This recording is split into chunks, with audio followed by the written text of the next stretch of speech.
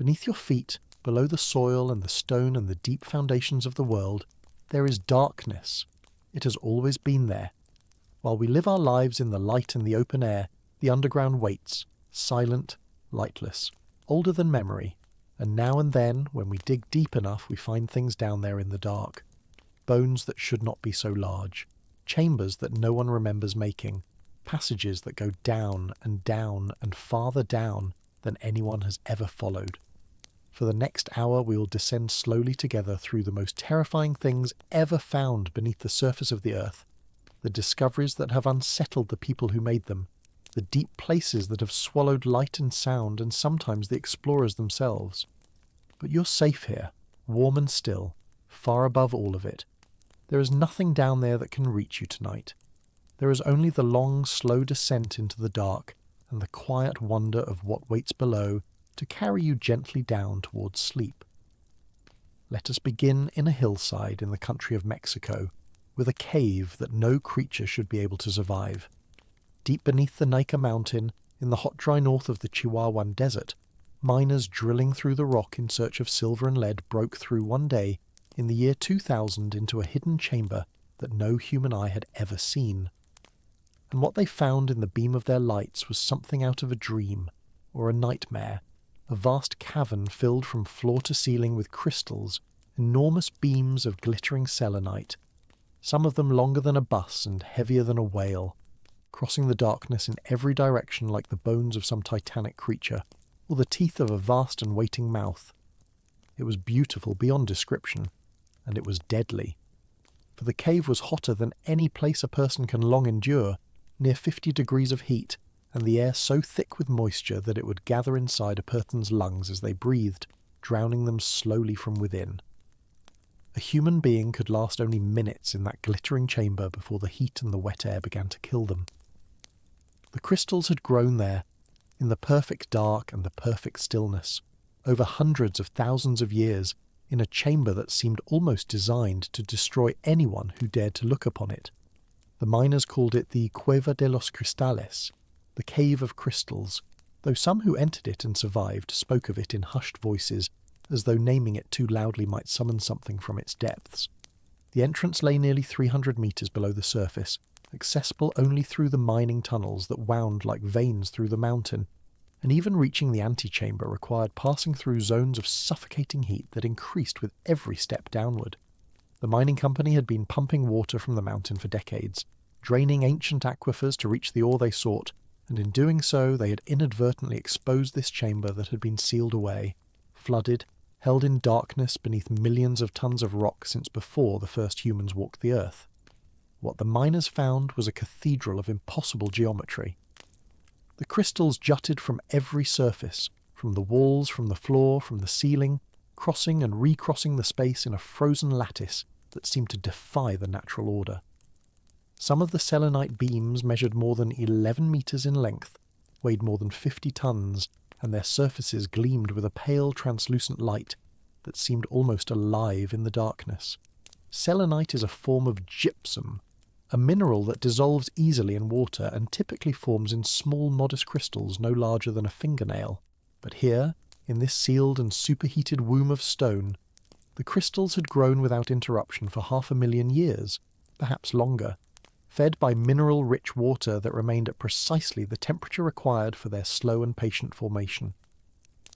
The conditions were so specific, so perfectly maintained across geological time, that scientists who later studied the cave suggested it was one of the most remarkable accidents of chemistry the planet had ever produced.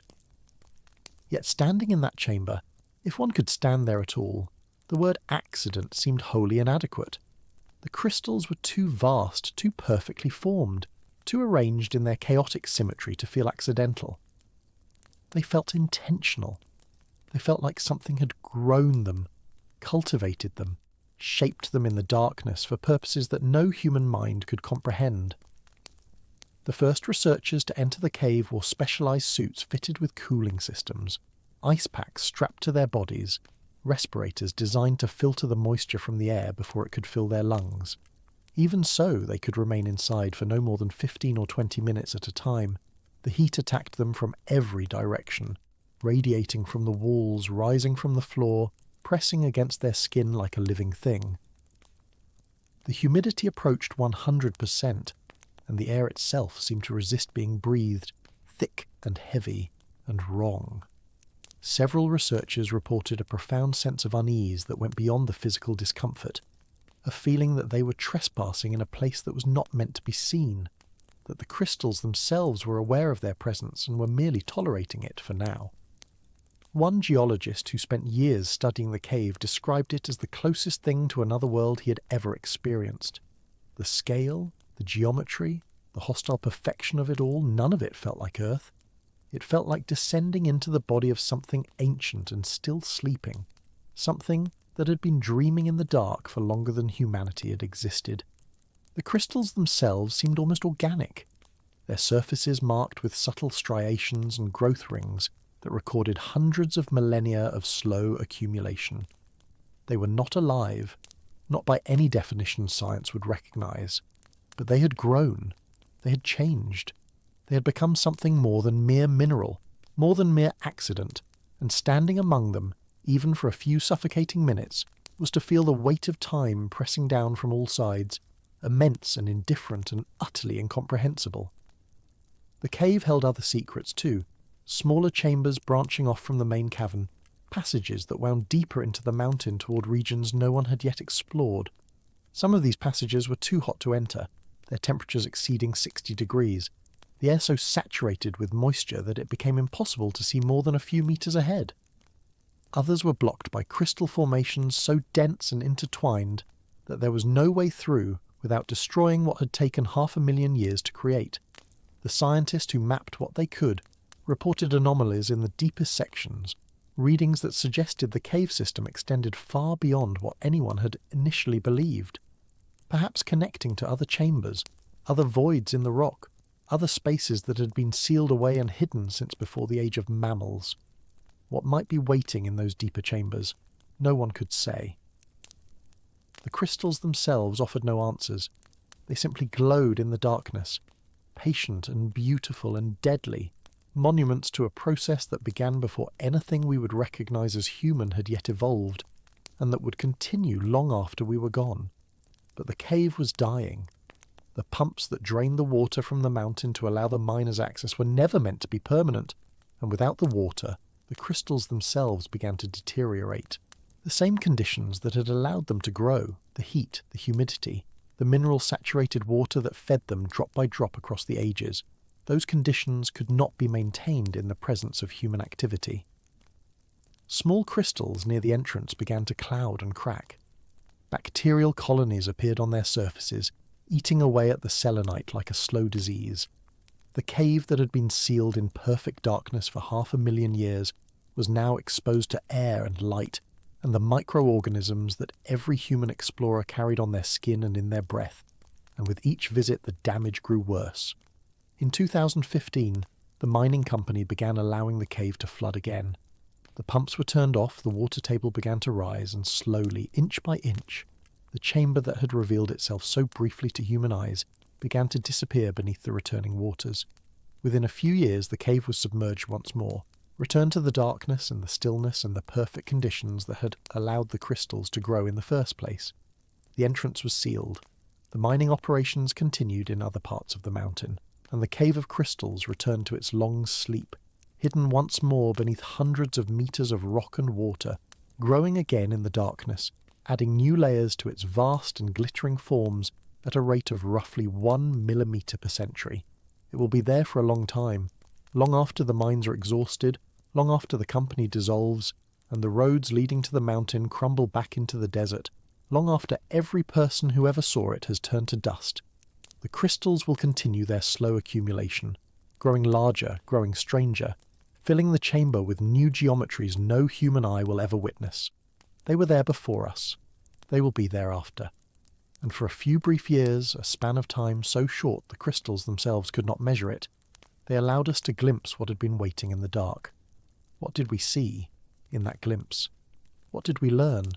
Perhaps only this, that the earth keeps secrets on scales we can barely imagine, that beneath our feet there are chambers and voids and hidden places that have existed in perfect silence for longer than any kingdom or empire or species, and that sometimes when we dig deep enough, when we drain away the water or bore through the rock, we find ourselves face to face with something that was never meant to be found, something that does not need us, that is not aware of us, that simply exists in its own perfect world of darkness and heat and slow mineral growth, something that reminds us, in the most visceral way possible, how small we are, and how brief, and how little the earth itself cares for our comings and goings.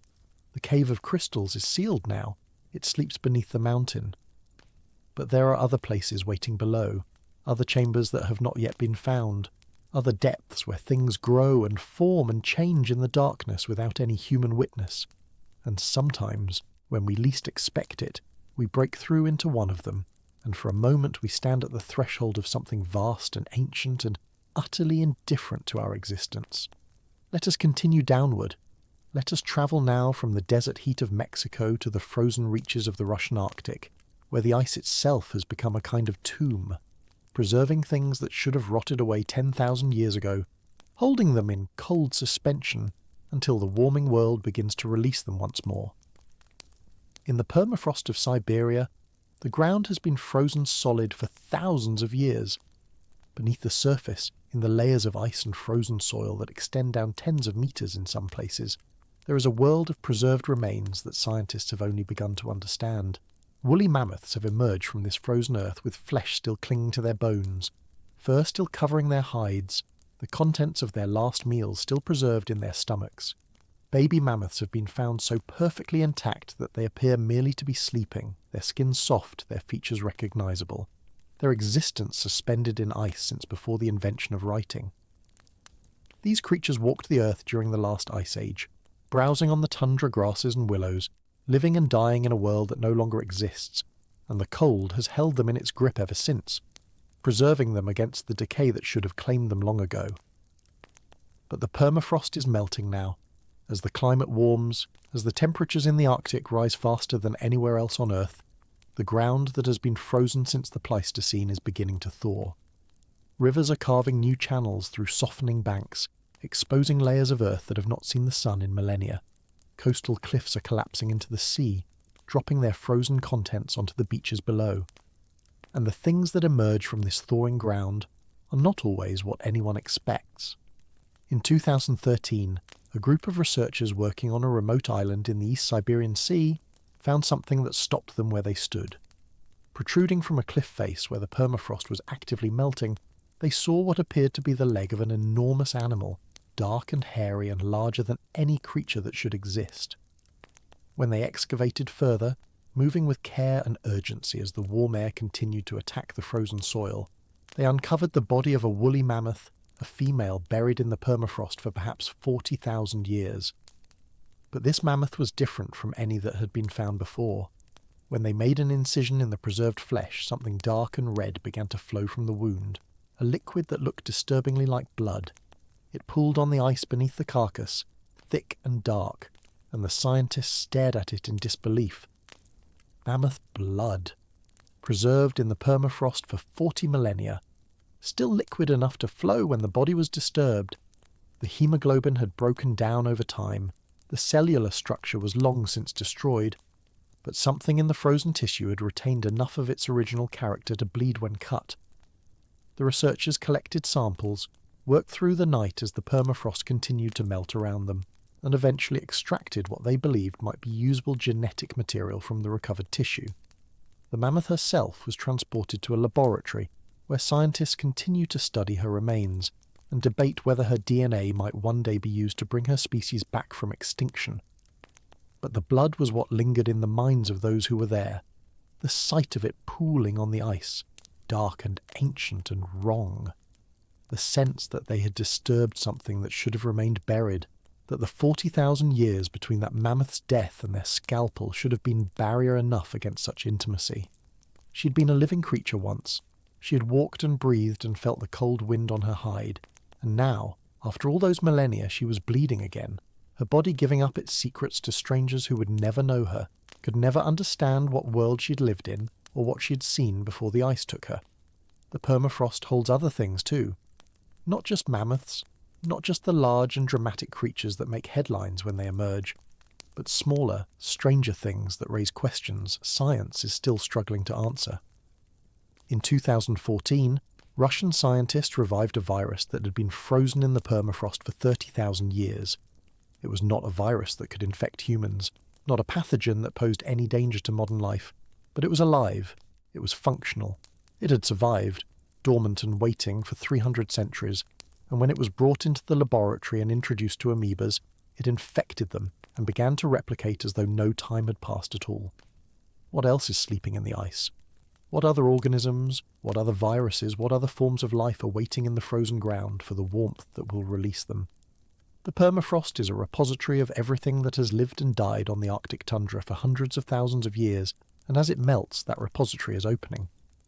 Some of what emerges is merely fascinating, a window into vanished ecosystems, a chance to study creatures that have been extinct since before the rise of human civilization. But some of what emerges may be dangerous, pathogens from ages before our immune systems evolved, organisms that have not interacted with modern life and whose effects are impossible to predict. In remote Siberian villages, local people have long told stories of things emerging from the melting ground. Not just mammoths, not just the bones and tusks that have always been harvested and traded, but stranger things. Bodies of animals no one recognizes, shapes in the ice that do not match any creature in the natural histories, smells rising from the thawing earth that speak of decay, so old it has become something else entirely, a chemical signature of deep time released at last into the air. The locals do not always report what they find. Sometimes they rebury it, push the strange remains back into the softening soil, try to pretend they never saw what emerged. There are some things, they say, that the ice should be allowed to keep, but the ice is not keeping anything anymore. The permafrost that has held these remains for tens of thousands of years is losing its grip, surrendering its contents to the warming world one thawing season at a time. In the years to come, more will emerge. More mammoths, more ancient bones, more preserved flesh and frozen blood and dormant organisms that have been waiting in the dark cold for longer than human history. And we will find them, one by one, as the ground beneath our feet releases the dead it has held in trust since before we existed. Let us continue downward still. Let us leave the frozen north and travel to the deepest holes that human beings have ever deliberately dug into the earth, places where the darkness below was not discovered by accident, but was sought, pursued, drilled toward with industrial determination. Let us speak of the Kola super-deep borehole, a wound in the earth that reaches farther down than any human has ever travelled, a shaft so deep that the sounds that rose from it, when it was still being drilled, became the subject of legend and fear. On the Kola Peninsula in the far northwest of Russia, near the border with Norway, a drilling project began in 1970 that would continue for nearly 24 years. The goal was simple to state and almost impossible to achieve: to drill as deep into the Earth's crust as technology would allow, to penetrate the layers of rock and reach depths that had never been touched by human hands or human machines. The project was driven partly by scientific curiosity, a desire to understand what lay beneath the familiar surface of the world, and partly by Cold War competition, a race between the Soviet Union and the United States to see who could dig deeper into the planet itself. The drilling proceeded slowly, grinding through granite and gneiss and other ancient rocks that resisted the machinery at every turn. The temperatures rose as the borehole depured, climbing past 100 degrees, past 150, past 180 degrees Celsius, until the rock itself became so hot that it began to flow like plastic, making further progress almost impossible. The drill bits wore down and had to be replaced constantly. The machinery broke and was repaired and broke again. Sections of the borehole collapsed and had to be abandoned. New shafts started from higher points and drilled downward at angles to bypass the obstacles. By 1989, the borehole had reached a depth of 12 kilometres, more than 7 miles, deeper than any other hole ever drilled into the earth. It had passed through rocks that were billions of years old, penetrated layers that had not seen the surface since the earliest ages of the planet, reached temperatures that made continued drilling nearly impossible, and then, according to legend, something strange happened. The story that circulated in the years that followed claimed that as the drill reached its deepest point, the equipment began to detect anomalous readings. The temperature rose beyond what the models had predicted. Sensors recorded sounds rising from the borehole, sounds that seemed to come from far below, sounds that did not match any known geological process. When microphones were lowered into the shaft to investigate, what they captured was said to be the sound of human voices, thousands of them, screaming in agony, rising from the depths of the earth like the wails of the damned. The scientists involved were said to have fled the site in terror. The project was abandoned, the hole was sealed, and the recordings were smuggled out of the Soviet Union to be shared in hushed voices across the world. It is a powerful story. It is also, in all likelihood, a fabrication. The recordings that were distributed as proof were later traced to a sound effects library, the screaming voices borrowed from a horror film, looped and distorted and presented as authentic. The project was indeed abandoned, but for prosaic reasons, the collapse of the Soviet Union, the end of funding, the physical impossibility of drilling any deeper into rock that had become soft as putty under the intense heat. There were no fleeing scientists, no sealed gates, no Vatican delegations dispatched to investigate the sounds from hell. And yet, the story persists.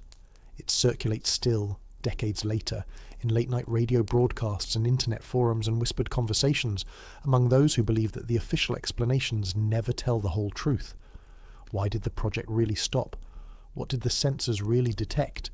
What happens when you drill 7 miles into the earth, through rocks that have not seen the surface since before life existed, into regions where the temperature rises past all human tolerance and the pressure crushes even the strongest materials to powder? What is down there at the bottom of the deepest hole we have ever made? The Kola borehole remains today, a rusted metal cap bolted over a shaft that descends into darkness. The equipment has been dismantled. The buildings have fallen into ruin. The scientists who work there have grown old or passed away, and the records of what they found, the legitimate scientific findings that emerged from 2 decades of drilling, have been largely forgotten outside academic circles. What remains in the popular imagination is the legend, the story of the sounds from below, the voices rising from the depths, the suggestion that somewhere far beneath our feet there is something that knows we're digging, something that is waiting for us to reach it. The truth, of course, is more mundane. The earth at that depth is simply rock, hot and compressed and ancient beyond comprehension, but rock nonetheless. There are no chambers, no cavities, no spaces where anything could exist or make sound or wait for visitors.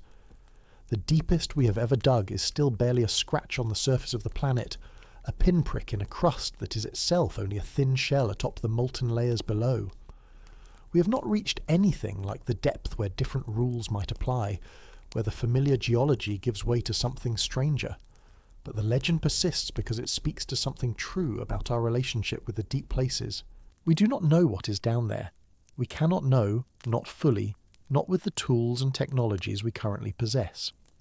The earth beneath our feet is a mystery that extends down for thousands of kilometres, through layers of rock and liquid and iron, all the way to a core so hot and dense that it might as well be another universe. We walk on the surface of this mystery every day of our lives, and we rarely think about it, rarely consider the vast dark spaces that exist below, the pressures and temperatures and timescales that are so far beyond human experience that we have no words to properly describe them. And sometimes, when we do consider them, when we think about what might be waiting in the dark beneath the thin crust of the familiar world, we feel something very like dread. Not because there are voices screaming from the depths, not because there are demons waiting at the bottom of boreholes, but because the depths themselves are so vast, so unknowable, so utterly indifferent to our existence.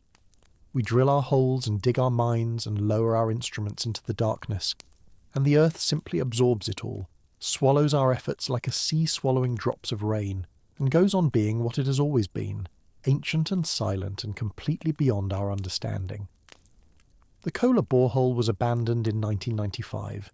It remains the deepest artificial point on Earth. No one has since attempted to drill deeper. The technology exists, perhaps, to go farther, but the will and the funding do not. And so the record stands, 7.5 miles of darkness, a wound in the earth that goes down and down and down and then stops.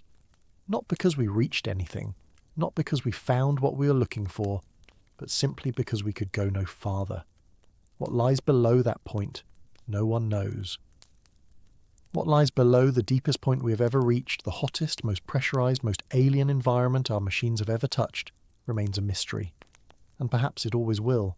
Perhaps there are depths that we are simply not meant to reach, barriers that will forever exceed our capabilities, regions of the Earth that will remain unexplored until the sun itself expands and consumes this world and everything on it. But the longing remains, the curiosity, the need to know what is down there, in the dark, below all the layers we have already penetrated.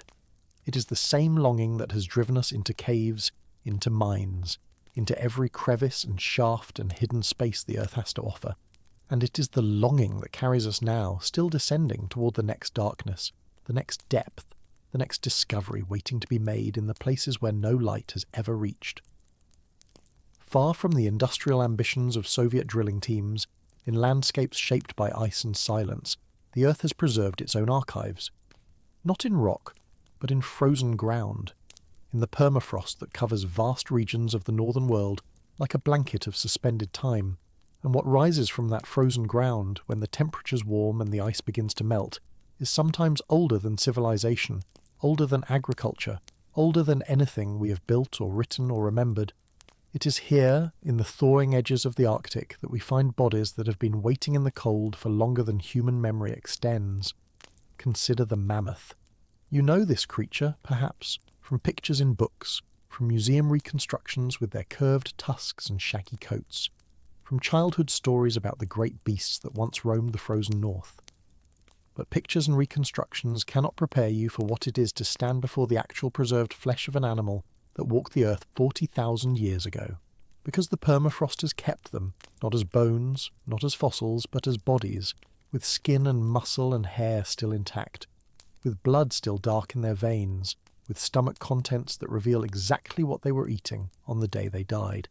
In 1977, Soviet miners working in the Magadan region of Siberia discovered such a creature, a baby mammoth preserved so perfectly that she seemed almost to be sleeping. They named her Dima, and when scientists examined her, they found not a skeleton but a mummy, a complete animal with most of her organs still present, her trunk still flexible, her toenails still attached. She was perhaps 6 months old when she died, and she had been dead for over 40,000 years, and yet there she was, emerging from the frozen darkness like a message from an impossibly distant past. Since Dima, many more have been found. Some are fragments, a leg here, a tuft of hair there, pieces emerging from thawing riverbanks or eroding cliffs. But some are remarkably complete. A female mammoth found in 2007, nicknamed Lyuba, after the wife of the reindeer herder who discovered her, was so well preserved that scientists could determine she drowned in mud at the age of 1 month, that her mother had likely been nearby, that she had been healthy and well fed before her sudden death.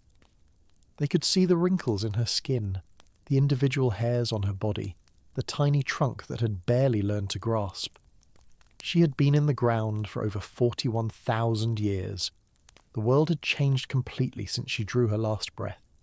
Glaciers had advanced and retreated, continents had been reshaped by ice, entire species had appeared and vanished, humans had spread across the globe and built civilizations and wars and languages and religions, and through all of it, Lyuba had waited in the frozen dark, unchanged, preserved by the cold that would eventually release her back into the light.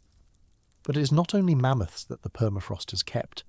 As the ice melts, as the temperatures rise year after year in the warming Arctic, the ground is giving up secrets that have been hidden for millennia. Woolly rhinoceroses have emerged, their horns still sharp, their coats still thick. Ancient horses and bison have surfaced, their bodies twisted by the circumstances of their deaths but still recognizable, still covered in the same hair they wore when they died. Cave lions, those great predators that haunted the prehistoric world, have been found with their whiskers intact, with their fur still soft enough to touch. These are not fossils. These are corpses, preserved by accident of geography and climate, kept in a state of suspended decay by the endless cold of the Arctic ground. And then there are the human bodies, not as old as the mammoths perhaps, but no less unsettling in their preservation. In 1993, on the border between Austria and Italy, high in the Ötztal Alps, 2 hikers made a discovery that would reshape our understanding of ancient European life. Protruding from a melting glacier, at an elevation of over 3,000 meters, they found what appeared to be the body of a climber, a modern person who had perhaps died in a mountaineering accident. They were wrong. The body was that of a man who had died over 5,000 years ago, in an era before the pyramids of Egypt were built, before writing was invented in most of the world, before bronze had given way to iron. He had been preserved by the ice for all those millennia, and now, as the climate warmed and the glaciers retreated, he was emerging back into the light. They called him Ötzi, after the mountains where he was found, and his body would become one of the most studied remains in archaeological history. He was approximately 45 years old when he died, an impressive age for his era. He stood about 5 feet 5 inches tall. He had brown eyes and dark hair and a beard. He suffered from worn joints and hardened arteries and parasitic infections. He had tattoos, over 60 of them, small lines and crosses marked into his skin in locations that corresponded to areas of joint pain, suggesting perhaps some form of therapeutic practice, some attempt to ease the aches of his aging body. He carried with him a copper axe, beautifully made, a weapon and tool that spoke to his status in whatever community he had belonged to. He wore carefully constructed clothing of animal hides, layers designed to protect him from the cold of the mountains he was crossing. He had eaten a meal, not long before his death, of ibex meat and red deer and einkorn wheat. Everything about him was preserved, his clothes and his tools and his skin and his internal organs, all kept intact by the ice that had buried him on the day he died. But here is the unsettling part, the detail that transforms Ötzi from a scientific curiosity into something darker. He did not die of cold. He did not fall into a crevasse, or succumb to exhaustion, or freeze in an unexpected storm. Ötzi was murdered. When researchers examined his body with modern imaging technology, they found an arrowhead lodged in his left shoulder, a flint point that had severed an artery and caused him to bleed to death. He had defensive wounds on his hands, cuts consistent with fighting. He had the blood of at least 4 other people on his clothes and weapons, suggesting a violent encounter with multiple individuals before his death. And when they reconstructed the final hours of his life, they found evidence that he had been fleeing through the mountains, climbing higher and higher into the alpine cold, perhaps seeking escape from whoever was pursuing him. He had stopped, perhaps to rest, perhaps because he could go no farther with the arrow in his shoulder, and there, in the high cold pass between peaks, he had died. And the snow had covered him, and the ice had formed over him, and he had waited there for 5,000 years, his murder unsolved, his killers long since returned to dust, until the warming climate released him back into a world that had no memory of who he was, or what he had done, or why someone had wanted him dead. We do not know why Ötzi was killed. We do not know who he was running from, or what conflict had erupted in those prehistoric Alps, or whether his death was the result of a personal dispute or some larger violence between communities. The evidence is there, frozen into his body, but it speaks a language we cannot fully understand. All we know is that he died violently, in a place of cold and isolation, and that the earth kept his secret for 50 centuries before releasing it back into the light. And now his body lies in a museum in Italy, kept in a specially designed chamber that maintains the same cold conditions that preserved him in the ice. And visitors can look through a small window at the mummified form of a man who was killed before the Bronze Age began, whose murder remains forever unsolved. But if the ice preserves individual bodies, there are other places where the earth has kept far more than single corpses. There are places where the dead were gathered in such numbers, placed in the ground with such deliberation, that walking among them feels less like archaeology than like intrusion, like disturbing a rest that was never meant to be broken. In the wetlands of northwestern Europe, in the bogs that stretch across Ireland and Denmark and Germany and the Netherlands, the soft acid ground has preserved a different kind of body. Not frozen, but pickled, chemically transformed by the tannins in the peat, until skin becomes leather and bones become soft and faces retain expressions they wore at the moment of death. These are the bog bodies, and they are some of the most disturbing remains that archaeology has ever produced, because unlike Ötzi, alone in the mountains with his arrowhead and his copper axe, the bog bodies were placed where they were found deliberately. They were put into the dark water and the soft ground by human hands, and the manner of their death suggests that their placement was not accidental, not a burial of convenience, but something ritual, something purposeful, something that required their deaths to mean something to the people who killed them. Consider Tolland Man. He was found in 1950 in a peat bog in Denmark by workers cutting turf for fuel. His body was so well preserved that the workers thought they had discovered a recent murder victim, and they called the police. But Tolland Man was not a recent death.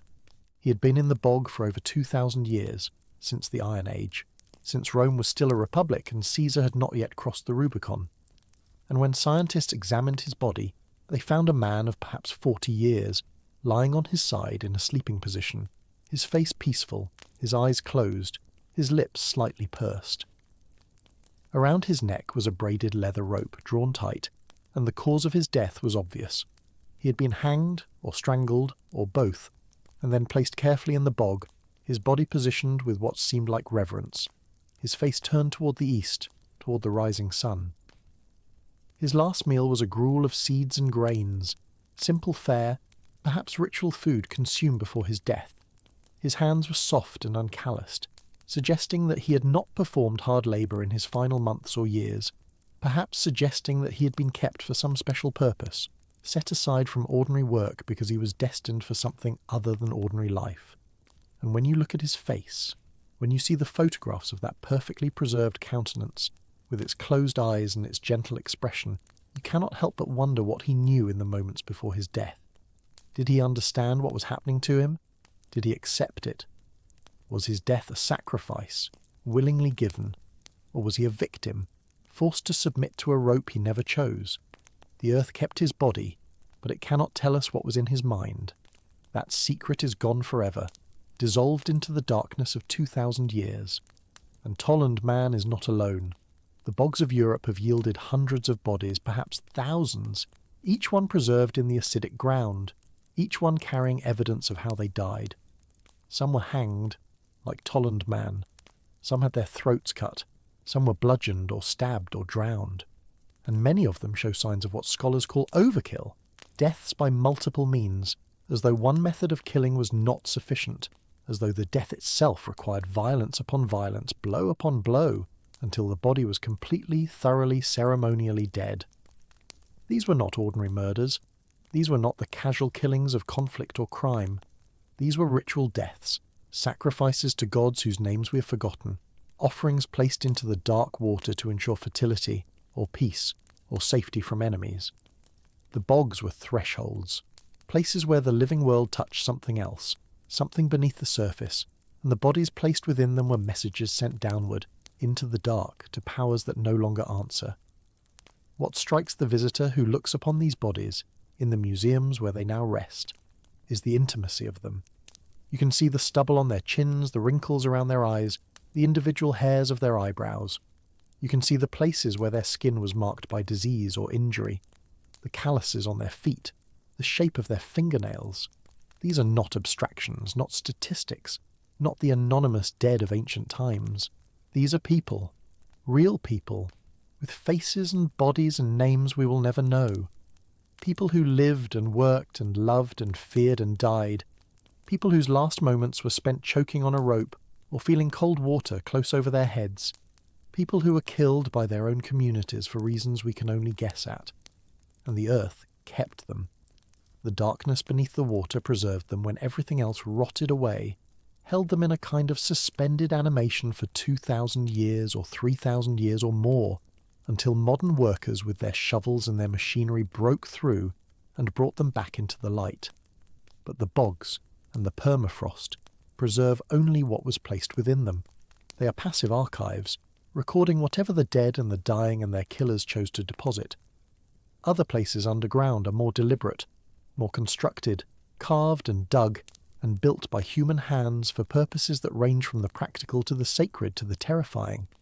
In the heart of Turkey, in the region called Cappadocia, the earth itself becomes architecture.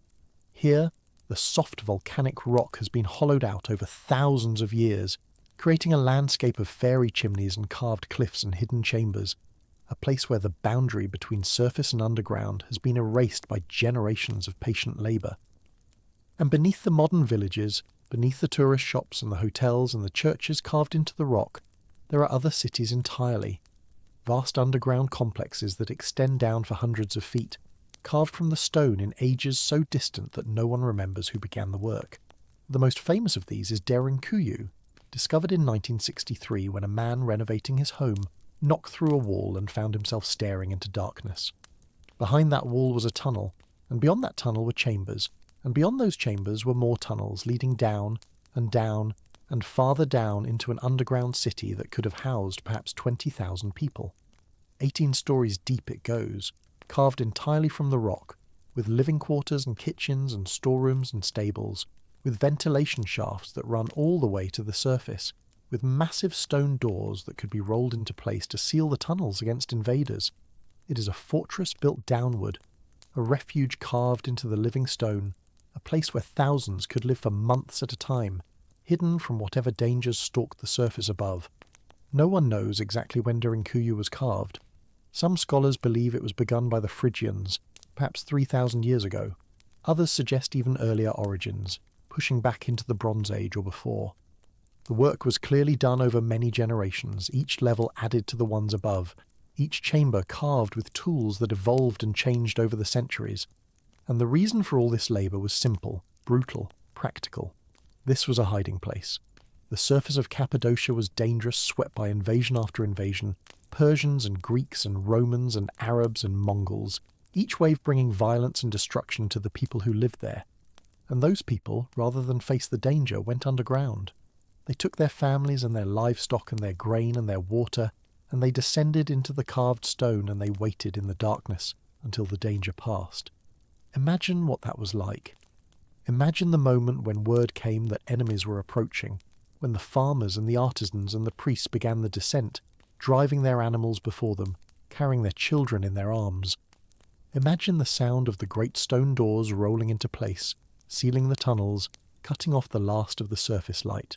Imagine the darkness that followed, lit only by oil lamps and candles, the air growing close and stale despite the ventilation shafts, the sounds of thousands of people breathing and moving and waiting in the carved chambers below. How long did they stay down there? Days? Weeks? Were there times when they emerged to find their homes destroyed, their fields burned, their neighbours dead? Did anyone ever stay down too long, emerging to find nothing left at all, a surface scoured clean by violence? The underground cities of Cappadocia were not meant to be beautiful. They were not meant to inspire wonder. They were survival, pure and simple, a desperate answer to the violence of the surface world. But walking through them now, descending through level after level of carved stone, passing through tunnels that narrow to shoulder width and then open into great chambers, feeling the weight of the earth above and the depth of the darkness below, it is impossible not to feel something more than historical curiosity. It is impossible not to feel the presence of all those people who came down here seeking safety, who waited in the darkness for danger to pass, who understood that sometimes the only protection from the terrors above was the deeper darkness below. And Derinkuyu is not alone. There are other underground cities in Cappadocia, dozens of them, some still being discovered, some connected by tunnels that run for miles beneath the surface. Kaymakli, Ozkonak, Mazi. Each one is its own warren of tunnels and chambers, each one capable of sheltering thousands, each one speaking to a history of fear and violence and desperate ingenuity. How many times were these places used? How many generations lived out the worst days of their lives in these stone refuges? We do not know. The cities themselves are silent, their walls carved but unmarked, their chambers empty of everything but the stone that contains them. The people who built them and used them are gone, their bones long since dissolved, their memories lost. All that remains is the architecture of their fear, the carved evidence of their desperate need to survive. But there are other underground places that were not refuges, places carved not for the living but for the dead, places where the darkness below was not an escape but a destination. In the hillsides of Egypt, cut into the limestone cliffs along the Nile, are the tombs of kings and queens and nobles, elaborate chambers decorated with paintings and filled with treasures and sealed with prayers that warned against intrusion. You know of Tutankhamun, perhaps, of the gold mask and the nested coffins and the curse that supposedly struck down those who violated his rest. But the Valley of the Kings holds more than one tomb, more than one sealed chamber, more than one set of warnings carved into the stone. There are over 60 tombs discovered in that narrow valley, and more are found with each passing decade. Hidden entrances and forgotten shafts and chambers that have been buried under debris for thousands of years. And what strikes the visitor who walks among them, who descends into those narrow passages and sees the painted walls and the empty sarcophagi and the remnants of treasures that were looted centuries or millennia ago, is not the wealth that was placed there, but the weight of the warnings. The ancient Egyptians believed that the dead continued to exist, that the body was necessary for the afterlife, that the tomb was not an ending but a transition, and they believed, profoundly and passionately, that to disturb a tomb was to endanger the dead, to threaten their eternal rest, to commit a crime that the gods themselves would punish. The walls of these tombs are covered with texts, prayers and spells and warnings, invocations of divine wrath against anyone who would steal or desecrate or intrude. Some of these warnings are general, aimed at thieves and robbers and desecrators, but some are specific, personal, addressed to future generations by people who knew they would someday be dead and helpless, and at the mercy of whoever found their tombs. One inscription, from the tomb of a priest named Peteti, reads, "As for any man who shall enter into this tomb in his impurity, I shall seize his neck like a bird. He shall be judged for it by the great God." Another, from the tomb of Kentika Akeki, warns, "As for all men who shall enter this my tomb, I shall seize them all like wild fowl, and fear shall overcome them." These are not idle threats. These are the words of people who believed completely in what they were saying, who believed that their spirits would persist after death, and would have the power to punish those who violated their resting places. And the tombs themselves, with their hidden entrances and their false passages and their elaborate security measures, speak to a fear that went beyond mere theft. These people were not just worried about losing their treasures, they were worried about losing their eternity. And sometimes, when we read these warnings and then learn what was done to the tombs anyway, the violation feels even more profound. The tomb robbers came. They came in ancient times, within decades or centuries of the burials, and they broke through the seals and forced open the doors and stripped the tombs of their gold and their precious materials. They came in later ages, Greeks and Romans and Arabs and Europeans, each generation finding something the previous generations had missed. And they came in modern times, archaeologists and explorers and treasure hunters, some careful and respectful and some reckless and greedy, each one passing through doors that were never meant to open again, each one ignoring warnings that were meant to last forever. What does it mean to violate such a space? What does it mean to enter a chamber that was sealed with prayers, to disturb bones that were laid to rest with elaborate ceremony, to take objects that were placed there to accompany the dead into eternity? The ancient Egyptians would have called it sacrilege. They would have said that the violations would be punished, if not in this life, then in the next, if not by human justice, then by divine wrath.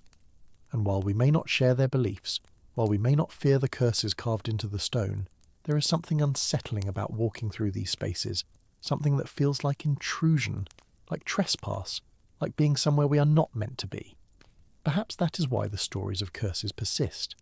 Perhaps that is why people still speak of the curse of Tutankhamun, of the deaths that followed the opening of his tomb, of the strange misfortunes that befell those who were present when his seals were broken. The stories are not true, not in any literal sense. The deaths can be explained by coincidence, by the age and health of the people involved, by the ordinary mortality that claims everyone eventually. There is no curse, no supernatural force punishing the violators of ancient tombs. But the stories persist because they express something true about how we feel in these spaces. We feel that we should not be there. We feel that the dead deserve their rest. We feel that there is something wrong about disturbing what was meant to remain undisturbed forever, and yet we keep digging. We keep opening tombs and exploring caves, and descending into shafts and tunnels and chambers that were sealed for centuries or millennia.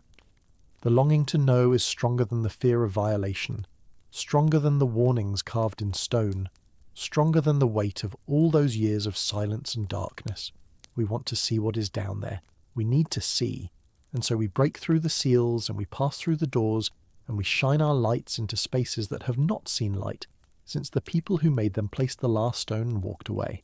There are places where this desire to explore has led us into darkness so deep, so extensive, that even now we have not reached the bottom.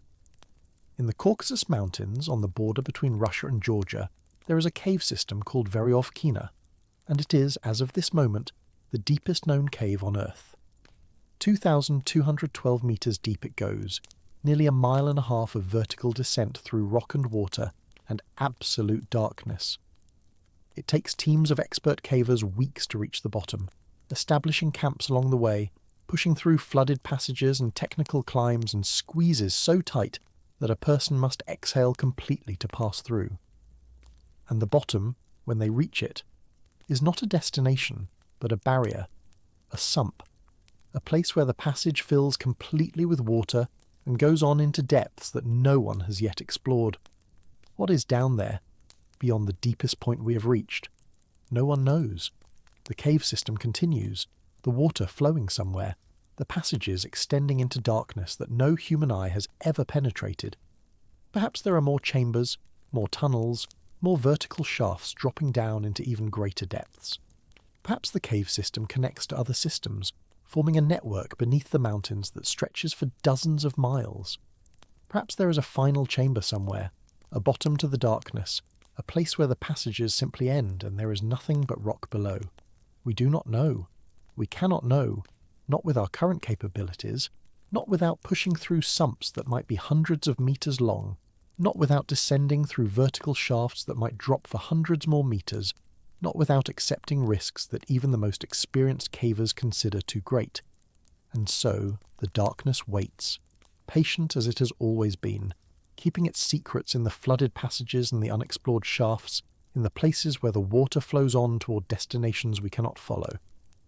The cavers who have descended into Veryovkina, who have spent weeks in that absolute blackness, who have pushed their bodies and their courage to the very edge of what is survivable, they speak of the experience in terms that sound almost religious.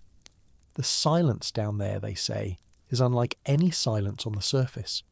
It's not merely the absence of sound, but something more profound, a stillness so complete that you can hear your own heartbeat, your own blood moving through your veins, the tiny sounds of your own body that the noise of the living world usually drowns out. And the darkness is not merely the absence of light, but a presence, a substance, something that presses against you, something that has weight and texture and age. The darkness in Veryovkina has been there for millions of years. It has never once been interrupted by light, not until the first cavers came with their headlamps and their determination to see what lay below. And even now, even with all the expeditions that have descended into those depths, the vast majority of the cave system has never been illuminated. The light touches a passage for a few hours, a few days, and then the cavers move on, and the darkness returns, as if the light had never been there at all. There is something humbling about this. All our technology, all our courage, all our burning need to know, and still the darkness keeps most of itself hidden from us. We have mapped the passages we can reach, we have measured the depths we can survive, we have photographed the formations and sampled the water, and studied the geology. But the cave goes on without us. The water flows through passages we will never enter, and somewhere down there, in chambers no human will ever see. The rock does whatever rock does when no one is watching. Perhaps nothing. Perhaps the same slow processes that have been occurring for millions of years, the water dissolving the limestone, the formations growing one molecule at a time, the cave system extending and changing in ways too slow for a human lifetime to perceive. Perhaps. Or perhaps there are things down there that we cannot imagine, wonders or terrors or simply strangeness, waiting in the unexplored depths for explorers who may never come. But Veryovkina, deep as it is merely the deepest cave we have found. It is not the deepest we have tried to go, for there is another kind of descent, one that does not follow the natural passages that water has carved through rock, one that does not depend on finding caves that already exist. There is the descent we make ourselves, by drilling, by boring through the solid earth, by forcing our way down into depths that nature never intended us to reach. And the deepest of these artificial descents, the farthest down that human beings have ever pushed a hole through the crust of the earth, lies in the far northwest of Russia, on a peninsula called Kola, where for nearly 20 years the Soviet Union drilled into the planet for no reason except to see how far they could go. The Kola Super Deep Borehole, they called it. It began in 1970, in the cold depths of the Cold War, when both superpowers were racing to prove their technological superiority in every domain they could imagine. The Americans had put men on the moon. The Soviets would put a hole in the earth, not for resources, not for oil or gas or minerals, but for pure exploration, pure science, the desire to know what lay beneath the surface of the world. And so they began to drill, using techniques and technologies developed specifically for this project, pushing through rock that grew hotter and denser with every metre they descended, overcoming problems that no one had ever faced before because no one had ever tried to drill this deep before.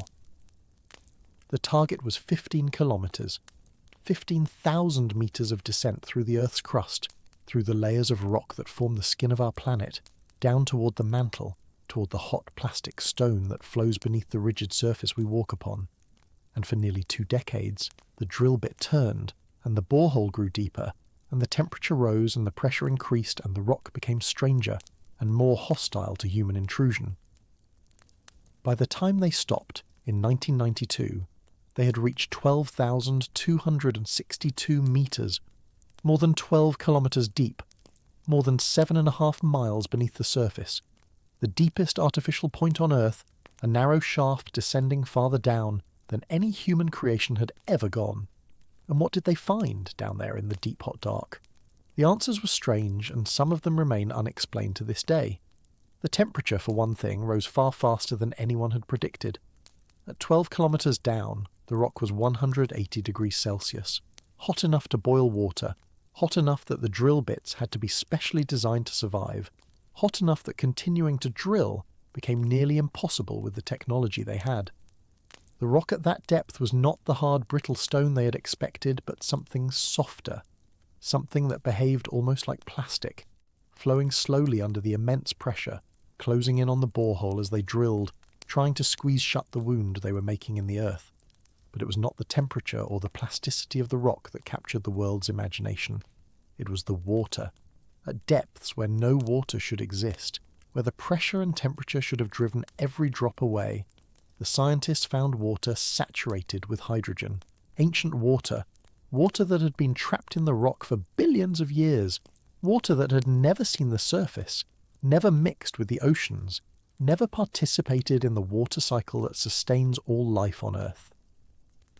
This water was older than anything living, older than the oceans themselves, a relic of the planet's formation that had been waiting in the darkness since before life began.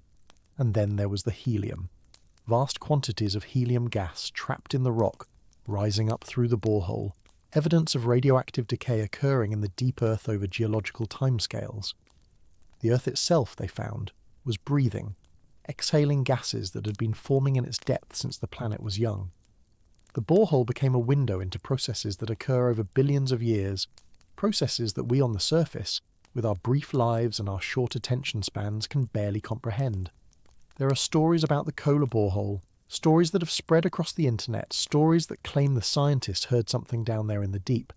They say the Soviets lowered microphones into the hole, hoping to record seismic activity, hoping to listen to the heartbeat of the planet. And what they heard, the stories claim, were screams. Thousands of voices, millions perhaps, wailing in agony, shrieking in torment, the voices of the damned trapped in the underworld, crying out from the pit of hell. The borehole, these stories claim, had punched through the ceiling of the inferno itself, and the scientists had heard the suffering of the condemned, and they had sealed the hole in terror, and many of them had gone mad. The story is not true.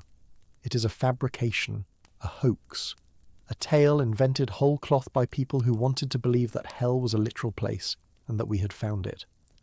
The audio recordings that accompany the story are easily traced to their origins, bits of sound effects cobbled together, movie soundtracks, nothing that came from any borehole in Russia or anywhere else. The scientists who worked on the Kola project did not hear screams. They did not seal the hole in terror. They stopped drilling because they ran out of funding, because the Soviet Union collapsed, because the rock was too hot and too plastic to continue without new technologies that were never developed. The borehole remains, capped with a metal lid bolted to the rock, a small, unremarkable structure in the middle of an unremarkable landscape, and beneath it the narrow shaft descends into the darkness, into the heat, into the depths that no human will ever visit. But the story persists, the story of the well to hell, of the screams from the deep, of the scientists who drilled too far and found something they were not meant to find. It persists because we want it to be true, or because we fear it might be true, or because there is something in us that needs to believe the depths are not empty, that something waits down there in the places we cannot see. The ancient fear of what lies below, the fear that drove people to imagine underworlds and hells and realms of the dead beneath the surface of the earth, that fear does not care about evidence or logic. It responds to darkness, to depth, to the unknown, and the Kola borehole, even though it is only 9 inches wide, even though nothing living could survive at its bottom, even though there is nothing down there but hot rock and ancient water, and the slowly flowing stone of the Earth's crust, the Kola borehole has become a symbol of that fear. We drilled as deep as we could go, the story says, and we found hell. And even though it is not true, even though we know it is not true, something in us shivers when we hear it. There is a quieter kind of descent, one that does not involve drilling or caving, one that does not require us to push through squeezes or survive extreme temperatures or spend weeks in the absolute dark. It is the descent of time, the slow burial of things beneath layers of earth that accumulate over centuries and millennia, hiding what was once on the surface beneath meters of soil and sediment. And sometimes, when we dig through those layers, when we excavate the past, we find things that the earth has preserved in ways that seem impossible, ways that feel like miracles or curses, ways that bring us face to face with the dead in forms so intact that they hardly seem dead at all. In the peat bogs of northern Europe, in Denmark and Ireland and Germany and the Netherlands, diggers have been finding bodies for hundreds of years. Bodies that emerge from the brown acidic water looking almost alive, their skin turned to leather by the tannins in the peat, their features preserved in expression of peace or agony, their hair still red or brown or blonde, their fingernails still intact, their tattoos still visible on their preserved skin. These are the bog bodies, the people who went into the marshes centuries or millennia ago and never came out, and the bogs have kept them waiting for us, lying in the darkness beneath the surface, their eyes closed, their hands folded or bound, their throats cut or their necks broken, or their bodies simply laid into the water and allowed to sink. Tolland Man, they call the most famous of them, named for the place in Denmark where he was found in 1950. He lies in a museum now, his face so peaceful it seems as if he might be sleeping, as if he might open his eyes at any moment and ask where he is and how long he's been gone. But he has been gone for more than 2,000 years. He went into the bog around 300 years before the birth of Christ, and the bog held him, kept him, preserved him through all the centuries that followed, while empires rose and fell on the surface above, while Christianity came to Denmark and the old gods were forgotten, while the world changed beyond all recognition. And through all of it, Tolland Man lay in the dark, wet earth, unchanging, waiting to be found. Why was he there? Why did he go into the bog, or who put him there, and for what purpose? The evidence suggests violence. A braided leather cord still wrapped around his neck, pulled tight enough to kill, tight enough that the marks remain visible on his preserved skin 2,000 years later. He was strangled, or hanged, and then placed in the water and allowed to sink into the peat. He was not alone. Dozens of bog bodies have been found, hundreds perhaps, and many of them show signs of similar violence.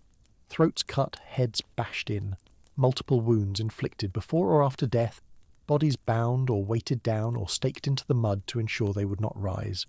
Some researchers believe these were human sacrifices, offerings to the gods of the marshes, to the deities who lived in the liminal spaces between land and water, between the world of the living and whatever waited beyond.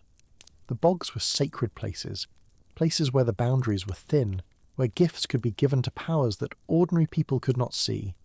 And the greatest gift, the most valuable offering, was human life itself. So they took prisoners, perhaps, or criminals or volunteers who believed their deaths would bring good fortune to their communities, and they brought them to the edge of the bog in the darkness before dawn, and they killed them in the presence of witnesses, and they pushed the bodies down into the water and watched them sink. Or perhaps these were executions.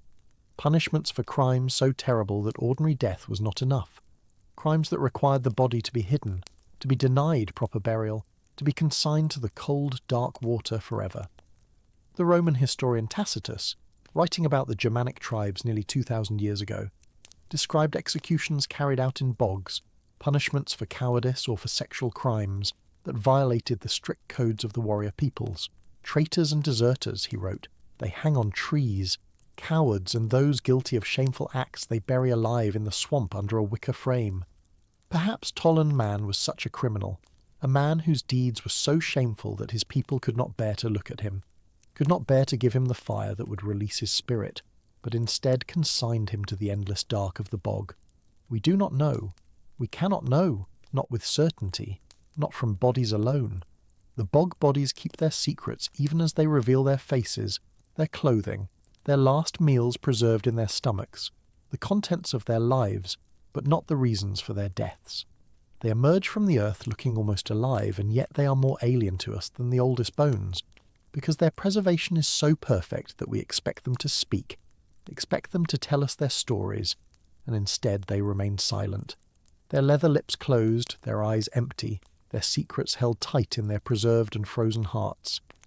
And perhaps that is the strangest thing about the underground. It preserves what we would expect to vanish, destroys what we would expect to endure, keeps some secrets for millennia, and reveals others without warning.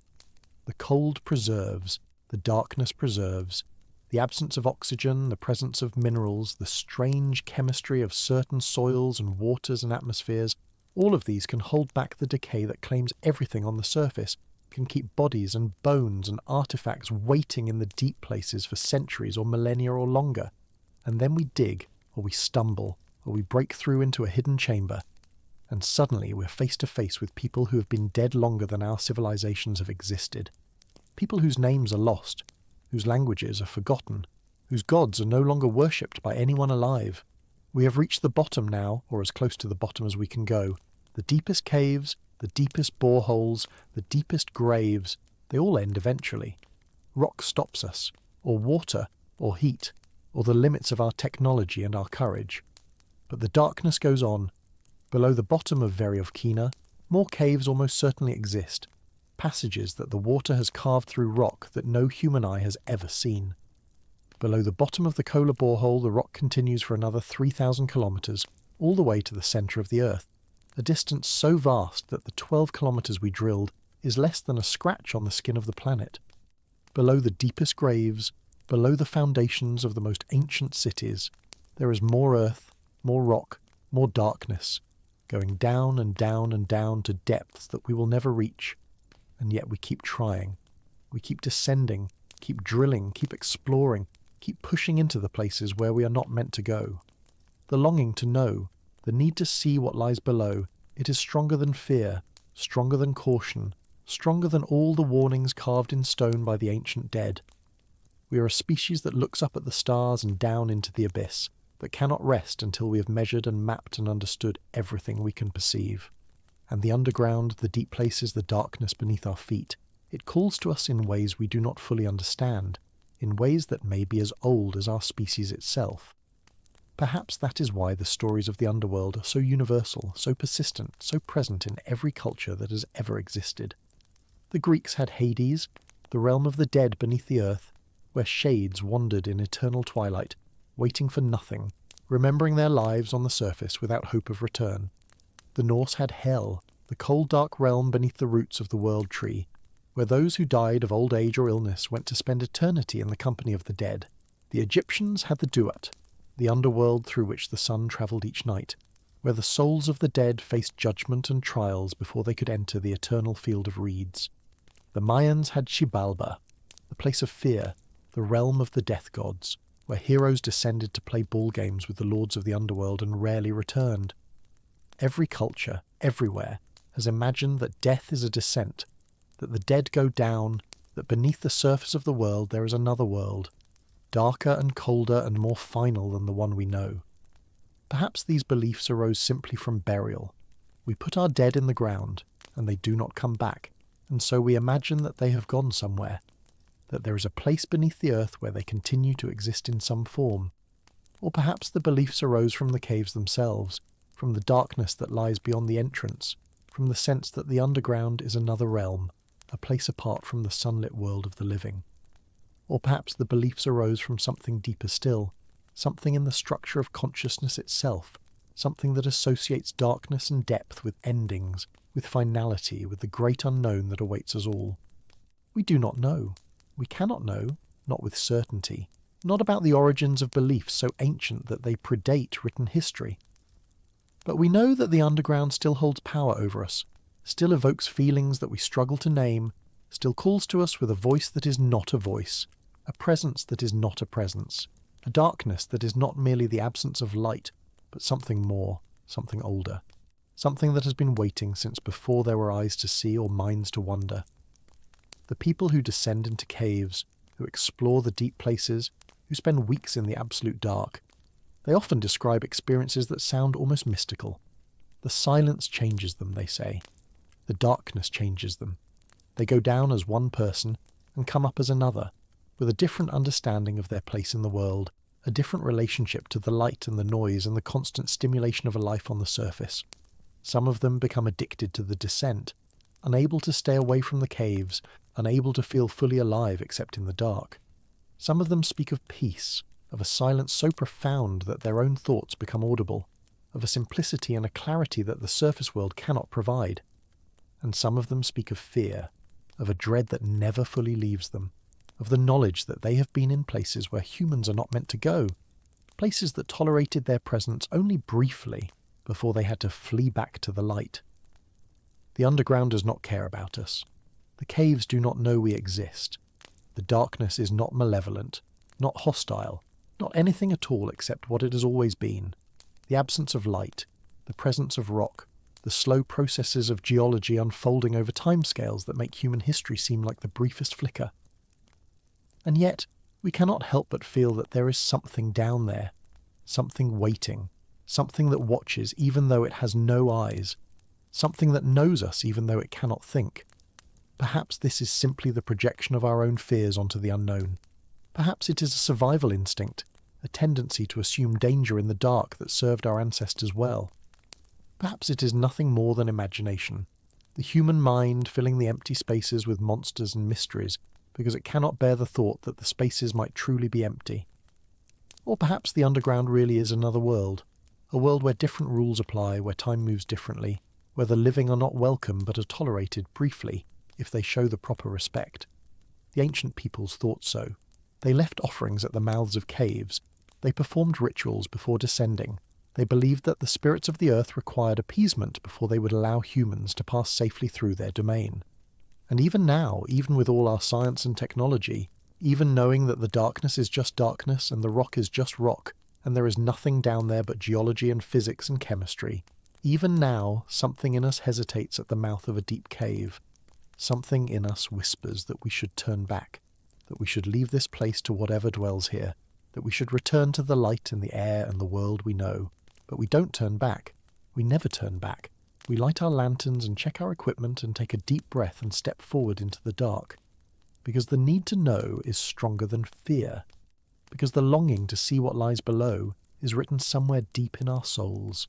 Because we are human, and humans are the creatures who descended from the trees and walked out across the savannas and crossed the oceans and climbed the mountains and now, finally, having conquered the surface of the world, have turned our attention to what lies beneath it. And what have we found? Wonders, mostly. Crystal caves and underground rivers and vast chambers that have never known light. Cities built by people who had no cities on the surface. Refuges from wars and disasters and persecutions. Tombs that have preserved the treasures of the ancient world for millennia, waiting in the darkness for someone to remember them. Bodies that have survived the centuries, their faces still recognizable, their stories still waiting to be told.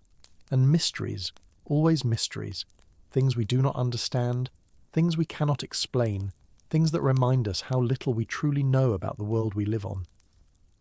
The darkness is still down there, beneath your feet, beneath the floor where you lie, beneath the foundations of every building you have ever entered. It goes down for thousands of kilometers, all the way to the core of the planet, a vast sphere of iron and nickel at temperatures hotter than the surface of the sun, spinning in the absolute dark at the center of everything. And between here and there, between the surface where we live and the core where nothing lives, there are caves and tunnels and chambers and voids, there are aquifers and magma chambers and fault lines and fossils. There are the bones of creatures that lived millions of years ago and the remains of civilizations that rose and fell while the caves waited in silence. All of it is down there, in the dark, in the deep, in the places where we cannot go, where we have barely begun to explore, where secrets older than humanity wait in perfect patience for someone to find them. You are safe here, above all of it. The darkness cannot reach you. The depth cannot claim you.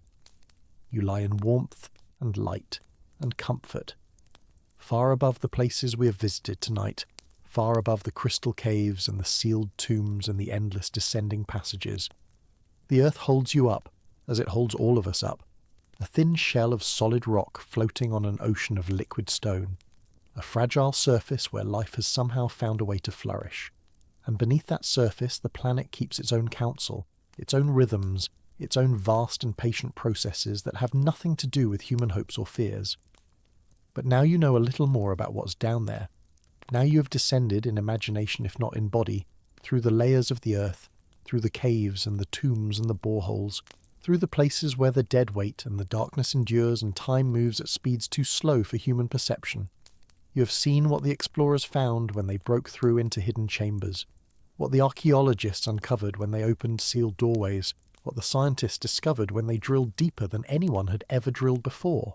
And now, with that knowledge, with those images, with the weight of all those depths pressing gently on your imagination, you can let go. The descent is over. The exploration is complete. You have gone as deep as we can take you tonight, and now it is time to rest. The darkness below is no threat to you. It has been there for billions of years, and it will be there for billions more, long after our brief civilization has passed into memory, long after there is anyone left to wonder what lies beneath the surface of the world.